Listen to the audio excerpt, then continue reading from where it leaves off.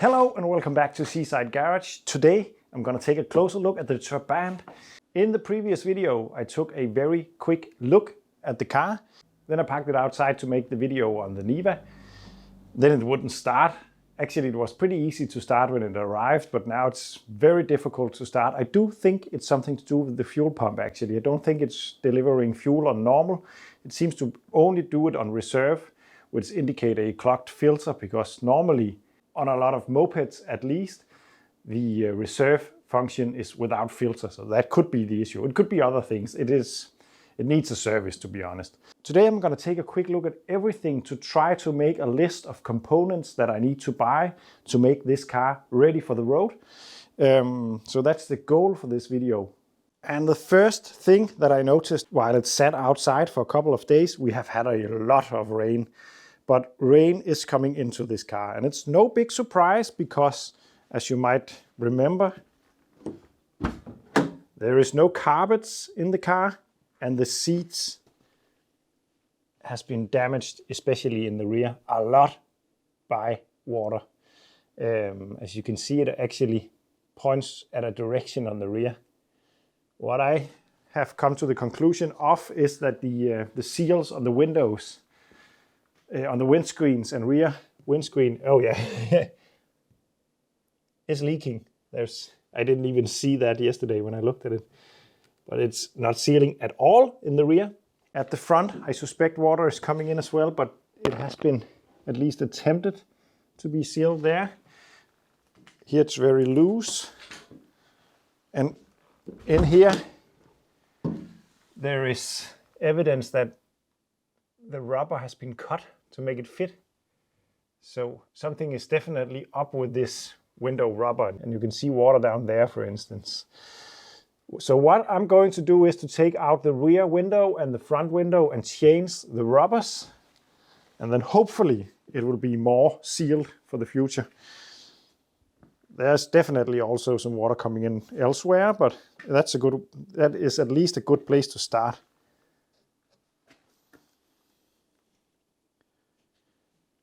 Also, the seals on the door is not in very good condition for sure. I think we're going to buy those as well. The rear window seems to be all rightish. It's a bit loose actually. I am tempted to buy all rubbers for this car, but on the other hand, I don't want to spend a huge amount of money on this car. It's not that it's not worth it per se, but well, it isn't actually, because the Trabant is not a very highly priced car for some reason. Maybe because it's not a very good car, but it's a lovely car. I love it. But yeah, what I think has happened is that this car has been repainted maybe not that long ago, and then everything has been put a little bit hastily together. Maybe this has been a commercial object for someone to attract customers, and not really for usability. That could be. That could be. But seals, at least, is important. On the inside, I would like to get some carpets for it, if it's not too expensive. And then, or else I'm gonna make them myself. That's also a possibility. The front seats are a bit worn and disgusting, but I'm gonna try to clean them. The rear ones, I'm not that good at sewing, so I don't think I'm gonna make new covers for it, but I think I'm gonna buy a nice carpet and then put that over this, at least to begin with, then maybe get some better seats in the future, because they're not that bad, but, well, they are bad, but I think I can clean a lot of it. But this one is not something that I can just clean away. I can actually get this fabric, but yeah, maybe I could just make a patch with some of the fabrics. I'm a bit unsure about that. But I will need some carpets for the interior. And then I'm going to need to do something about the instrument cluster, because there's some holes that stuff are missing from, and I don't really know what. But to begin with, I'm not going to buy anything for that. And so the engine bay. I cannot seem to get the fuel valve down there tight. So I'm gonna either rebuild that one if I can get all the parts. If not, then I'm gonna get a new one, a new valve altogether. We'll see about that.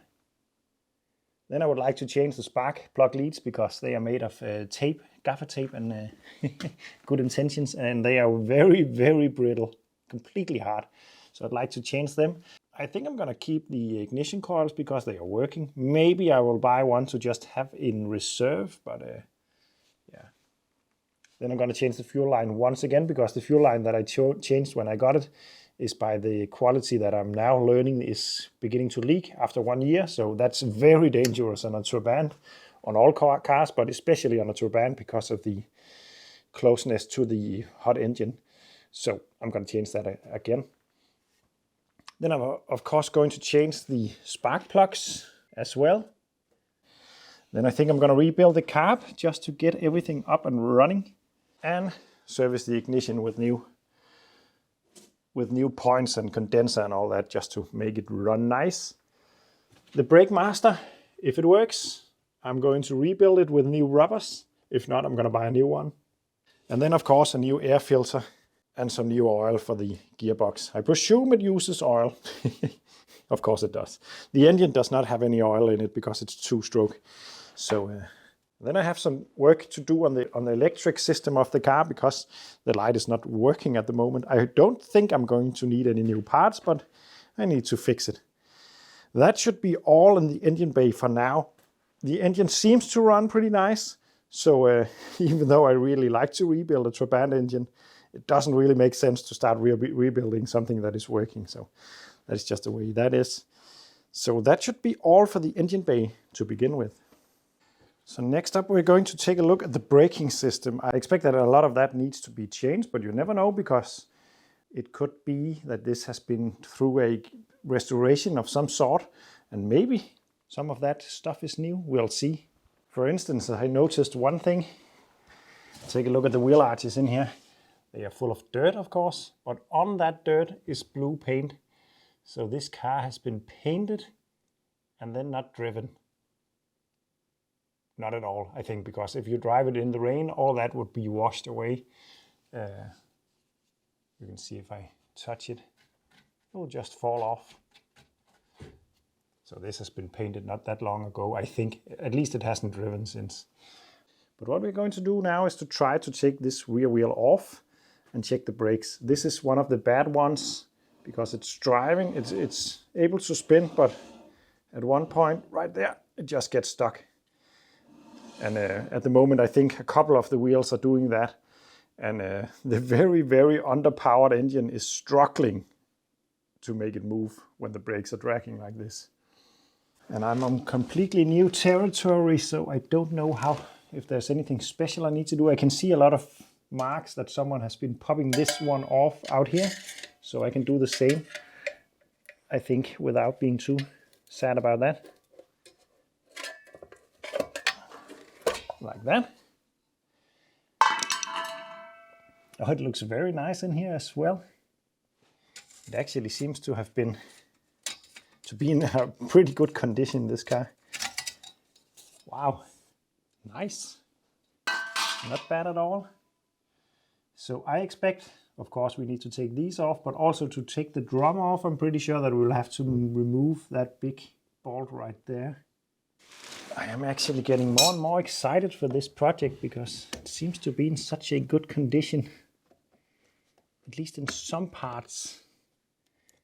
I also think the cabin has been in a pretty good condition at one point, but of course now it's been damaged by water. It also seems to be in very good condition when it comes to rust. There is not a lot, which is surprising. As I told you before, this car is not worth a lot, really. And it's a bit weird because it's such a historical vehicle. But there were so many of them. And as a daily classic, they are not very useful because of this 2-stroke things that is polluting, for once. That's one thing. And also it's a bit difficult to, because the fuel station no longer sell 2-stroke premix. So you will have to stand there mixing it.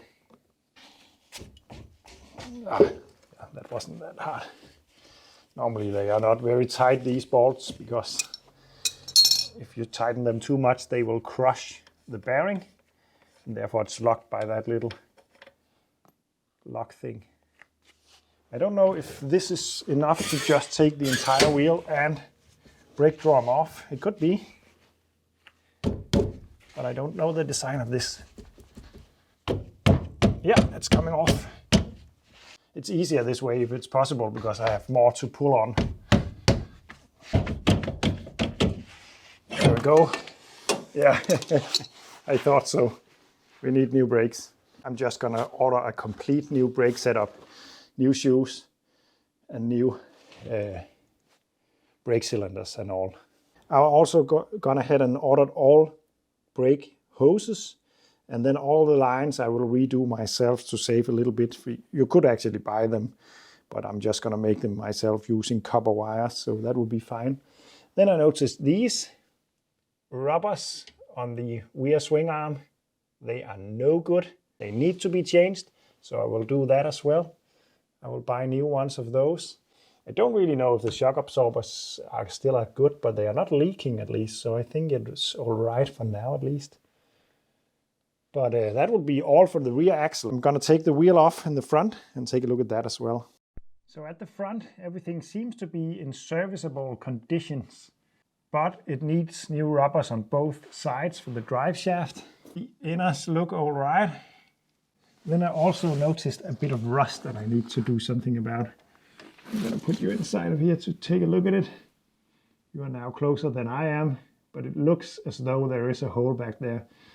So I think I'm gonna throw this car onto the auto lift one day and then just patch that up. That won't be too bad.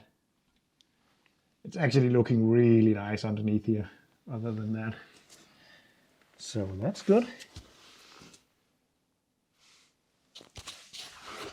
And yeah, then also maybe a piece of new locking metal right here, because when I straighten that out to take off the nut, then I'm pretty sure that it's going to be fatigued. So a new one of those is a good idea.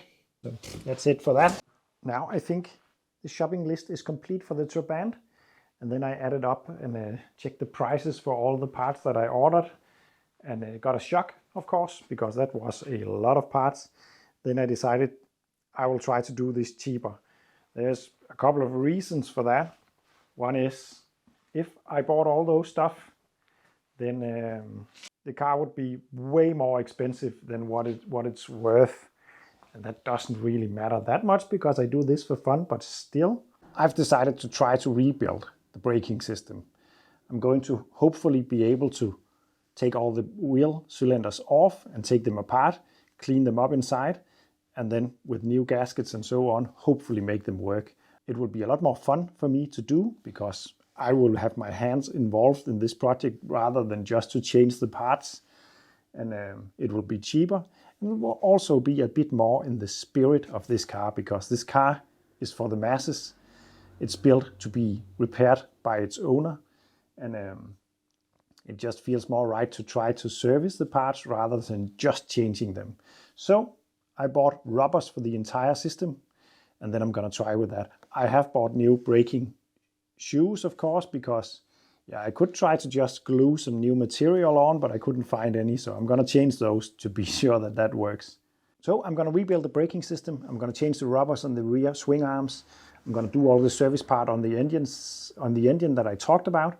I'm gonna change all the rubbers on the car, pretty much all the rubbers, for the windows to make it leak-free.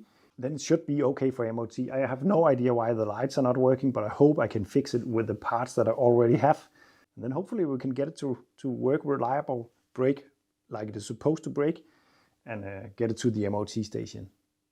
But to finish up this video, I think it would be right to start it up. But it's not going to run without the battery. So let's get that mounted.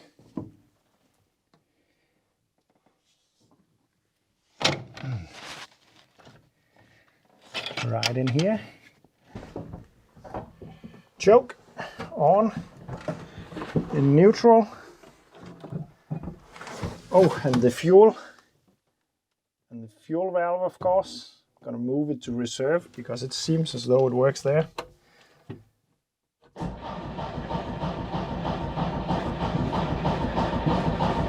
Maybe.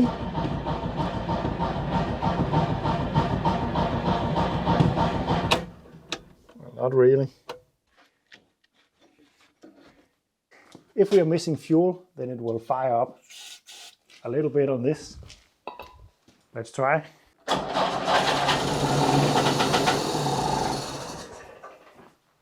And it did. I think it's safe to say that the fuel delivery is somewhat lacking. I did buy a rebuild kit for the carb, so I think that will solve our issue. It could also be the fuel valve itself, but now that it's started, then I think it will start again on its own supply. There we go.